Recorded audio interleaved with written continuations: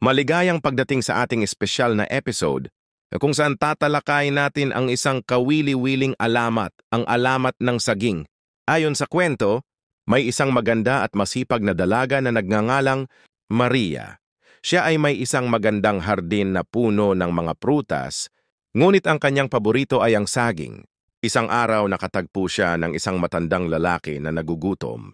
Pinagbigyan niya ito ng pagkain at bilang gantimpala, tinanong ng matanda kung anong nais niya. Nais ni Maria na ang kanyang hardin ay maging puno ng masaganang saging, kaya't nagdasal siya. Sa kanyang panalangin, sinabing sana'y maging sagana ang aking mga saging.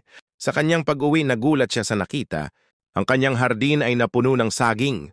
Ngunit hindi ito nagtagal dahil ang kasakiman ng mga tao sa paligid ay nagdala ng kapahamakan.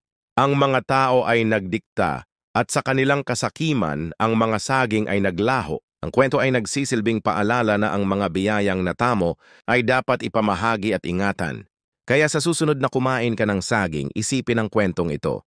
Isang prutas na puno ng mga aral, hindi lamang sa ating panlasa, kundi pati na rin sa ating puso. Salamat sa panonood!